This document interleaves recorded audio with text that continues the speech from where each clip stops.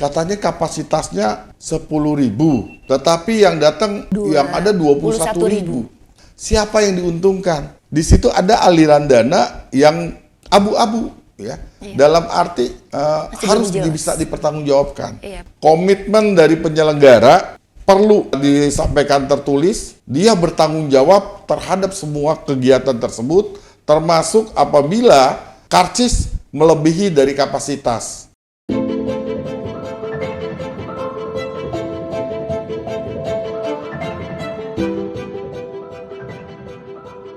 Assalamualaikum warahmatullahi wabarakatuh. Kembali lagi dengan saya Devi Juitasari dalam program Serambi Adi Warman.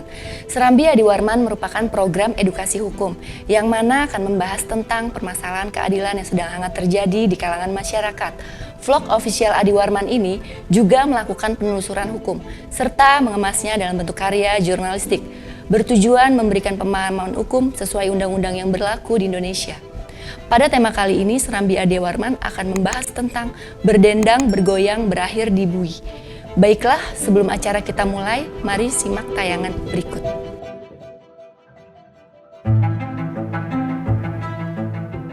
Kita kembali ke tanah air, pemirsa. Polisi menghentikan paksa festival musik berdendang bergoyang yang digelar di Istora Senayan, Jakarta. Hal ini dilakukan akibat jumlah penonton melebihi kapasitas yang membuat puluhan diantaranya pingsan. Dari fakta-fakta yang kami temukan sejak kemarin juga sudah banyak sekali pelanggaran yang kami temukan ya, dari overkapasitas yang ada. Pemeriksaan dilakukan atas dugaan unsur kelalaian yang membuat banyak pengunjung jatuh pingsan dan luka-luka.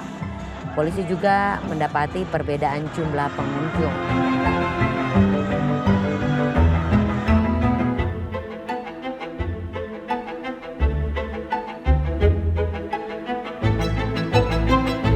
Kapolres Jakarta Pusat, Komisaris Besar Polisi Komarudin bilang yang menjadi tersangka berinisial HA dan DP. HA sebagai penanggung jawab kegiatan dan DP sebagai direktur. Kedua tersangka pun diduga melanggar pasal 360 ayat 2 KUHP perihal kelalaian yang menyebabkan terlukanya orang lain.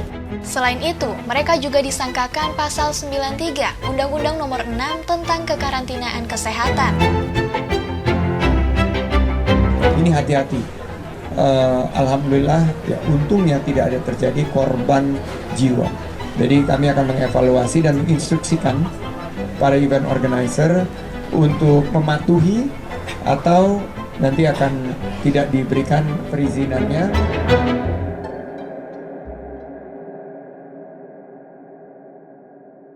Jangan lupa share, like, dan juga subscribe Serambi Adi Warman.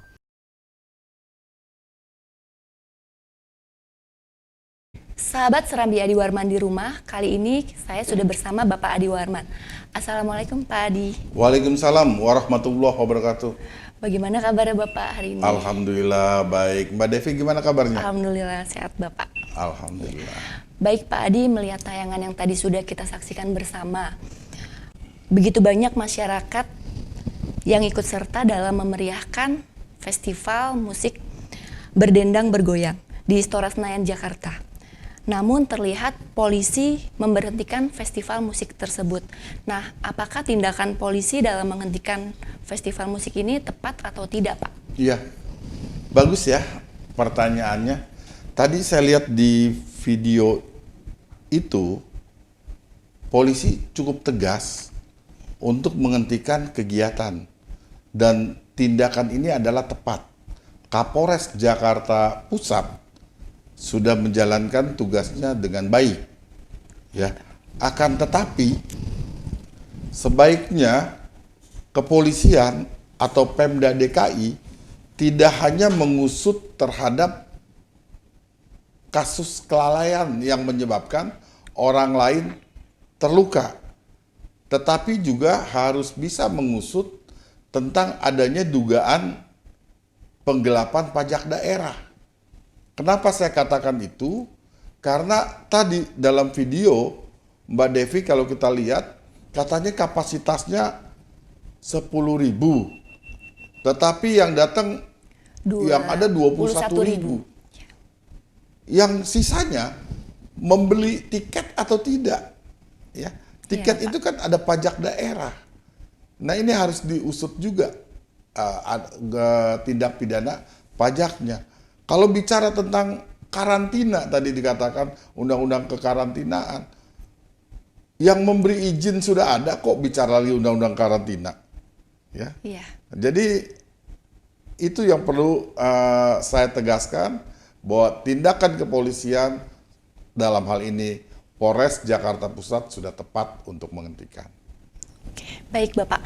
Lantas bagaimana nih Pak Adi terkait jumlah tiket yang berbeda dengan jumlah pengunjung sehingga menyebabkan overload atau bisa dikatakan melebihi kapasitas itu Pak? Ya, seperti saya bilang tadi, fakta itu terjadi, harusnya PPNS, penyidik pegawai negeri sipil yang ada di Pemda DKI udah bisa mengusut, ya, udah bisa mengusut, dan kalau terbukti menetapkan tersangka.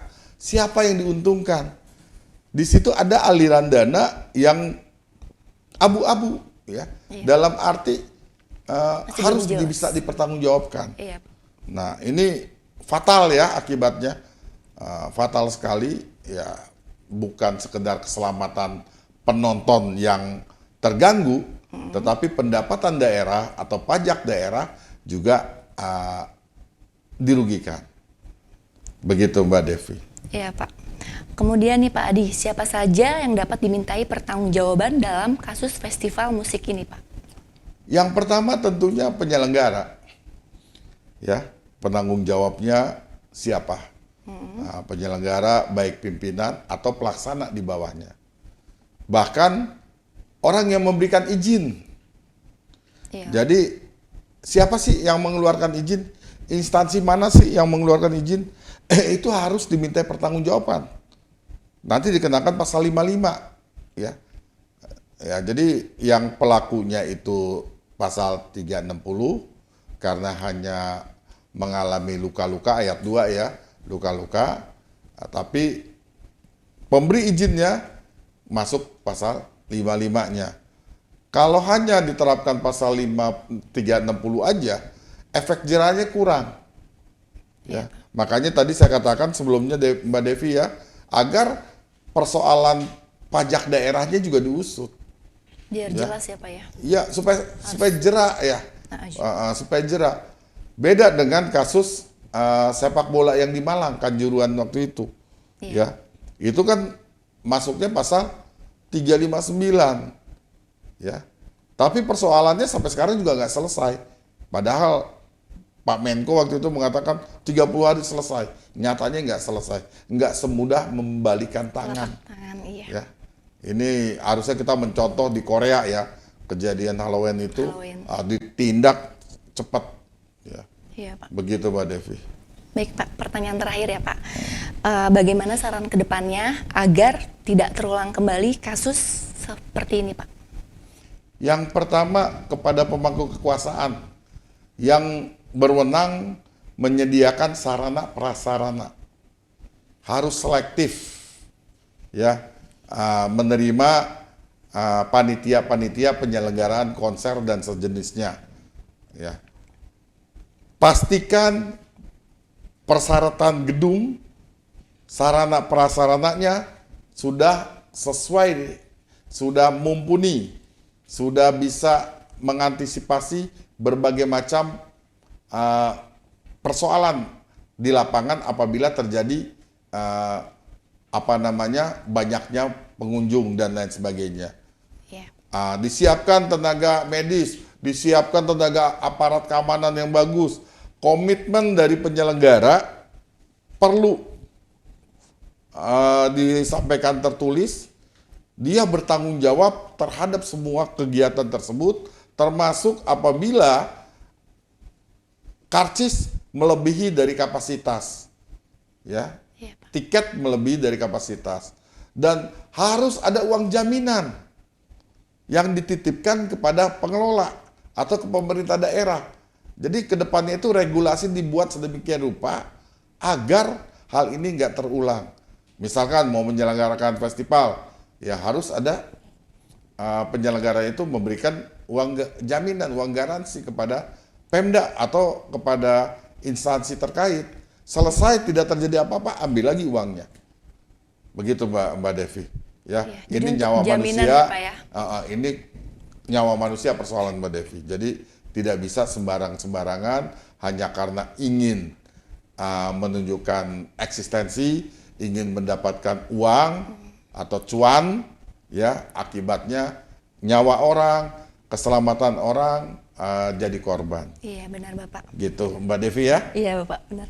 Terima kasih kepada Bapak Adi Warman yang telah bersedia menyempatkan waktunya dan memberikan pemahaman yang luar biasa tentunya. Terima kasih kembali Mbak Devi. Semoga ilmu hari ini dapat bermanfaat tidak hanya untuk saya, tapi juga untuk masyarakat di rumah semua pastinya. Demikianlah cara bincang-bincang kita kali ini. Sampai jumpa di episode berikutnya. Jangan lupa like, comment, and subscribe. Saya, Devi Juitasari, pamit undur diri.